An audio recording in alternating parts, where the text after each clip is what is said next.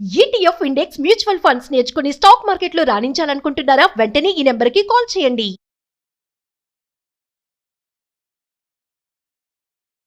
నమస్తే రమగారు. నమస్తే జయ. రమగారు, సంతోషం అనేది మన లోపల ఉండాలా, బయట ఉంటుందా? సంతోషం సగం బలం అంటామా? అవునా? అవును, ఇప్పుడు ఈ సంతోషం సగం బలం అంటే అది లోపలదే బయటదే? లోపలదే రమగారు. ఈ బలం ఎప్పుడు ఎక్కడిది? మనదే కదా. సంతోషం సగం బలము లోపల నుంచి. అంతే. నువ్వు బయట ఉన్నవి తాత్కాలికమైనవి జయ, ఉంటాయి లేకపోతే లేదు. ఈ సంతోషము, సంతోషించే గుణము, దేని చూసినా సంతోషపడే లక్షణము లోపల ఇన్నర్ ఇన్బిల్ట్ ఉండాల్సిందే. మనం బయట ఎవరినో చూస్తాం జయ, ఏదో చూస్తాం, అవి మనకి లేవు, మనకు ఉండవు, రావు కూడా. కానీ బయట చూసి సంతోషించే గుణం లోపల ఉంటే సంతోషంగా ఉంటాం మనం. అన్నిటికీ ప్రతిదానికి కూడా ఇదే పాయింట్. ఏ విషయాన్ని ఇప్పుడు నీకే ఏదైనా వనగూడింది, ఎక్కడి నుంచి అయినా వచ్చింది సంతోషం.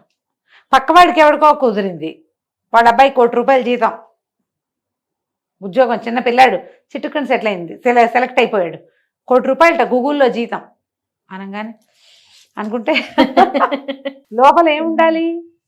ఎవరిని చూసినా ఓ నిన్నటి దాకా ఇక్కడే తిరిగేవాడు పిల్లాడు, భలే వచ్చింది, హాయ్ పోరిని అంతుందా వీడికి, ఇలా ఆనందించాలి మనం. దీనికి ఏం కావాలి? ఉండాలి లోపలంటూ ఒక పదార్థం ఉండాలంటారు. ఆ సంతోషం అనేది బయట ఉండదు జయ, బయట తాత్కాలికంగా ఉంటుంది. శాశ్వతమైన సంతోష గుణము లోపల ఉండేది. అది ఉంటేనే మనం ప్రశాంతంగా ఉంటాం, మన ఆరోగ్యం బాగుంటుంది, మన జీవితం హాయిగా వెళ్ళిపోతుంది. మనకి ఏమైనా ఉన్నా లేకపోయినాను, ఏమి లేవు మనకి, ఏదో ఉంది కాస్త నలకంతా, అయినా కూడా మనం హ్యాపీగా ఉంటాం. దాంతో మనం హెల్తీగా ఉంటాం, మన చుట్టూ వాతావరణం అంతా హాయిగా ఉంటుంది. ఆ ఒక్క సంతోషం అనే బ్రహ్మ పదార్థం నీ లోపల లేదనుకో, బయటది ఎంతసేపు సంతోష పెడుతుంది నిన్ను? ఇదంతా నాటకం కదా, తాత్కాలికమైంది. రోజు నిన్ను ఆనందింపజేసే విషయాలు ఏం కనపడతాయి? ఆనందం లోపల ఉండాలి కదా, ఆ ఆనందము లోపల ఉండాలి. ఈ లోపల ఉండటమంటే ఏమిటి అది ఎప్పుడు ఇది ఒక ప్రశ్న ఉంటుంది. దేనికైనా సంతోషపడగలగటం చేయాలి, దేనికైనా సాధ్యమా రమగారు? ఎందుకు కాదు? మనుషులకి సాధ్యం, ఎవరైనా ఈ రోజుకి సాధ్యమా? ఎప్పుడైనా సాధ్యమే. మనుషులు ఇలాంటి వాళ్ళు లేకపోతే ఆకాశానికి పందిళ్ళు చేయవాళ్ళు, అట్లా సంతోషపడే వాళ్ళు లేకపోతే మనం బతకలేము. ఆ సంఖ్య తక్కువ కాదా? ఏం కాదమ్మా, ఎప్పుడు ఉంటారు, ఎప్పుడు 50-50 ఉంటుంది. 50-50 ఇస్తారా మీరు? 50-50. ఇప్పుడు దేన్ని చూసినా సంతోషపడకుండా, ఎవరిని చూసినా ఏడిచి, దేనికి సాటిస్ఫై కాకుండా, ఏడుపు గొట్టుగా దౌర్భాగ్యంగా ఏడిచే 50% మనుషులు ఉన్నప్పటికీ అన్నిటికీ సంతోషపడుతూ, ప్రతిదానికి ఆనందిస్తూ, ప్రతి వాళ్ళ ఘనతని తమ ఘనతగా భావించే వాళ్ళు 50% లేరా? నీకు తారసపడలేదా జయ? అంటే సంతోషించేవారా, తారసపడతారు రమ్మగారు కదా? ప్రతిరోజు చూస్తా ఉంటా నేను. నువ్వేదైనా సాధిస్తే, నీకేదైనా ఒకటి కలిసి వస్తే నీతో పాటు నవ్వేవాళ్ళు ఉన్నారు కదా. ప్రతి క్షణం చూస్తా ఉంటాను రమ్మగారు, ప్రతి క్షణం. అలా మనుషులు ఉన్నన్నాళ్ళు ఈ భూమి బాగుంటుంది. వీళ్ళు సంతోషంగా ఉండి ఎదుటి వాళ్ళని సంతోష పెడతారు. తమతో సమానంగా ప్రతి వాళ్ళని సమానంగా చూసేవాళ్ళు లేరా? ఎవరిదైనా బాధిస్తే అయ్యో వీళ్ళకి ఎంత కష్టం వచ్చింది అని అనుకునే వాళ్ళు లేరా? అంటే మీరున్నారా ఆ సమాజంలో? మీరు ఆలోచించండి.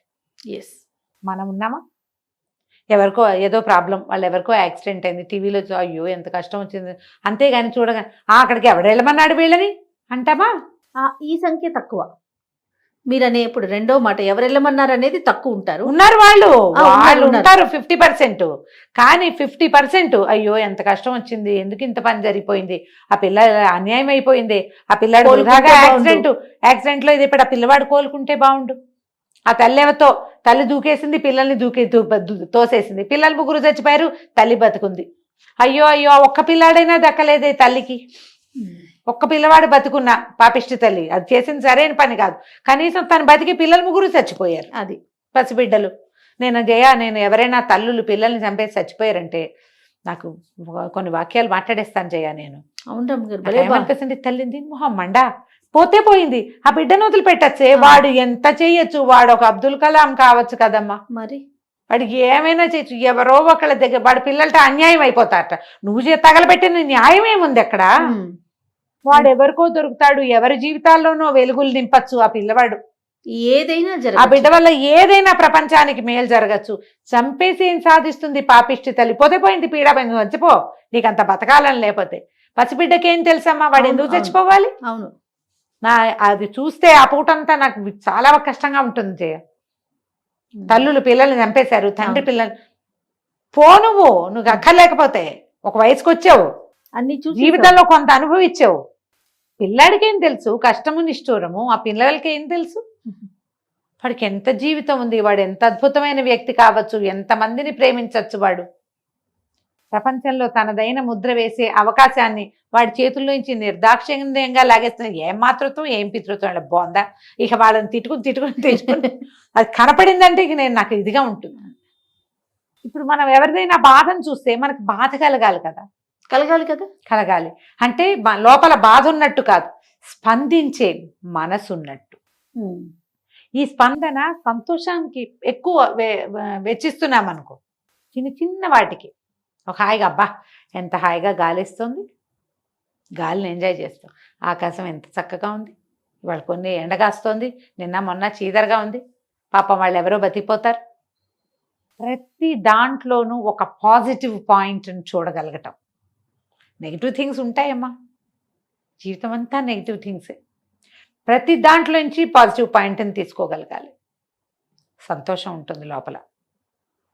నీకేం లభించినా ఏం లభించకపోయినా ఏదో కాస్త చూపాసుగా కాస్త అంతే వచ్చింది, సుమారుగానే లభించింది, దానికి కూడా సంతోషపడాలి. ఇంకేదో అయిపోలేదని ఆనందించాలి. అదే మనం ప్రతిసారి చెప్పుకుంటాం, కాల్లో ముళ్ళు గుచ్చుకుంటే దేవుడా నువ్వు ఎంత బంగారు దేవుడివి, కంట్లో గుచ్చలా ఆ ముళ్ళు అనుకుంటాం. అవునవును. ఆనందించడానికి పాయింట్, ఆనందించే పాయింట్. లోపల సంతోషాన్ని వృద్ధి చేసుకోండి. నాకెవరు లేరు లేరు లేరు లేరు వాళ్ళు లేరు వీళ్ళు లేరు వీళ్ళు లేరు ఎవరు లేరు చెప్పుకునేందుకు లేరు. మంచి మాట వినడానికి ఎన్ని అవకాశాలు ఉన్నాయి మనకి ఈ రోజున. ఓ గుడికి నడిచి వెళ్ళొచ్చు, ఆటో కట్టుకుని వెళ్ళొచ్చు. ఇది వరకు గుళ్ళకి వెళ్ళాలని చచ్చేవాళ్ళం, ఏదైనా ఊరు వెళ్ళాలంటే ఇబ్బంది పడేవాళ్ళం. ఇప్పుడు ఎన్ని అవకాశాలు లభించినాయమ్మా, వాటన్నిటికీ సంతోషపడండి. ఆ అమ్మో నాన్న అందరికీ ఒక్కమ్మ ఒక్క నాన్ననే ఉంటారమ్మా, ఒక్కోళ్ళు అదృష్టవంతులు ఉంటారు, వాళ్ళకి అవకాశం ఉంటుంది. మా అమ్మగారిని తీసుకో, ఆవిడ పోయారు. మా పెద్దకి 65 years వచ్చేదాకా అమ్మ తోడుని అనుభవించింది. నాకు 40 వచ్చేసరికి అమ్మ పోయించేయ. అవును. నా 13 ఏటే మా నాన్నగారు వెళ్ళిపోయారు. మా పెద్దకే నాకంటే 10 ఏళ్ళు పెద్దది కదా. నాన్న లేని దుఃఖం తనకే ఉంటుంది, నాకు ఉంటుంది. తండ్రి యొక్క సౌఖ్యం, తండ్రి యొక్క రక్షణ వాళ్ళకి ఎక్కువ లభించింది, మనకు తక్కువ లభించింది. మనకి ఇంకొకటి లభిస్తుంది, వాళ్ళ తోడు మనతోటి ఉంది. ఇది ఆలోచించాలి. కళ్ళు లేకపోతే లేరు లేరు పోయారు అనుకోకండి. ఎవరో ఒకళ్ళు దొరుకుతారమ్మా, ఫాదర్ ఫిగర్సు మదర్ ఫిగర్సు ప్రపంచం నిండా కనిపిస్తారు. నువ్వు చూడాలంతే, నీకు చూడటం చేత కావాలి. మంచి మాట ఆడుకుంటే ఉంటారు. సిస్టర్ ఫిగర్లు బ్రదర్ ఫిగర్లు కూడా కనపడతాయి కదా. అవునవును, కనిపిస్తాయే. మరి దాన్ని వెతకండి, ఆ మంచిని చూడండి. Bright side of the life దాన్ని చూస్తూ ఉండాలి. దానివల్ల సంతోషం ఉంటుంది, దాంతోటే మన జీవితాలు బాగుంటాయి. ఇలాంటి వాళ్ళ వల్ల సమాజం బాగుంటుంది, వాళ్ళ కంపెనీ ఎప్పుడూ హాయిగానే ఉంటుంది. ఏవో మాట చిన్నపన్న మాట తేడాలు వస్తూనే ఉంటాయి. వాళ్ళు మనం ఏదైనా ఒక మంచి మాట అలా కొనుక్కున్నామని చెప్పినా సంతోషించరు కదా జయ. చాలా మంది కొనుక్కుంటే సంతోషించరు, బాగుపడితే సంతోషించరు. కానీ అందులో కూడా మళ్ళీ మనకి సంతోషపడే వాళ్ళు, బాగుందమ్మా బాగుంది చక్కగా ఉంటుంది వాళ్ళు ఉంటారు. ఆ సమూహం కూడా ఉంటుంది కదా. కాబట్టి దీన్ని పెంచేందుకు ప్రయత్నం చేయండి, ఆ గుంపులో మీరు చేరడానికి ప్రయత్నం చేయండి. బ్రైట్ సైడ్ ఆఫ్ ద సొసైటీలోకి వెళ్ళండి. మీరు వాళ్ళెవరో అలా లేరని అడగద్దు, మీరవ్వండి. అది మనమైతే ప్రతి వాళ్ళు మనం కూడా సంతోషిద్దాం కదా. మనం ఒక అడుగు ముందుకేస్తే మనలాంటి సమాజం పెరిగిపోతుంది ఆటోమేటిక్గా. నువ్వు చేరి ఆ సమాజాన్ని పెంపొందించు. సూపర్. సంతోషించే సమాజం ఎక్కడుందో చూడండి. తప్పకుండా రమ్య గారు. నమస్తే. నమస్తే.